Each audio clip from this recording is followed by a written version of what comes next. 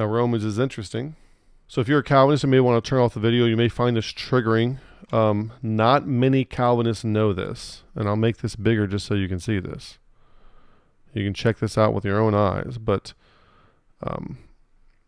not many Calvinists know this, but Romans, the book of Romans, goes past chapter 9. It goes past chapter 9.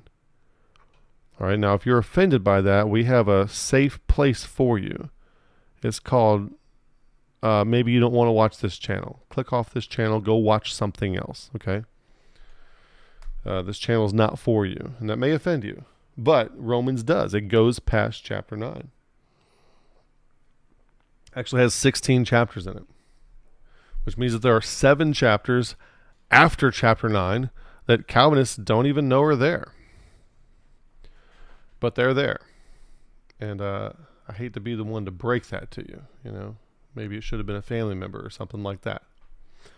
But Paul often divides his letters up into something like this. The first portion of his letter, you'd say it's not exactly half all the time, even though in Ephesians it's 3 chapters and 3 chapters. But the first portion of the letter is usually informational. He's giving you a bunch of information. Here's the mechanics behind how things work, what's going on. Here's the ontology behind what I'm saying, da-da-da-da-da. And then because of that, here's some practical stuff on how you should behave as a result. Now, bearing that in mind, because he starts off in Romans chapter 1, says, I'm going to give you the gospel. The gospel is the power of God unto salvation. Okay?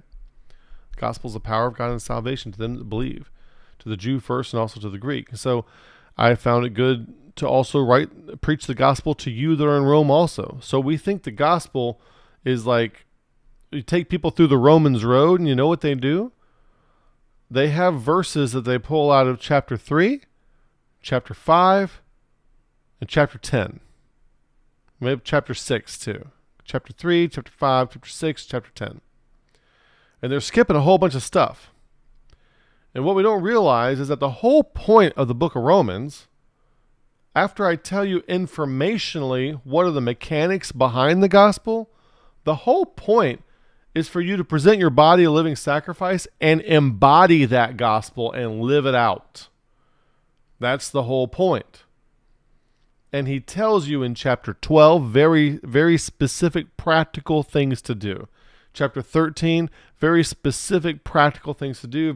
Chapter 14, very specific dispositionally practical things to do. This whole rest of the book is telling you how to embody the gospel that he just got through telling you the mechanics behind in these other 11 chapters. So we can't leave those off. When he tells you to present your body a living sacrifice, don't just memorize Romans chapter 12, verse 1 and 2, but be very, very familiar with the rest of the book of Romans so that you know how to present your body a living sacrifice. And remember those passages on charity that we read earlier in the video. Where was it? The way, the truth, and the life. Above all, charity. Right there in Romans 13. How do you present your body a living sacrifice? Love is the fulfilling of the law.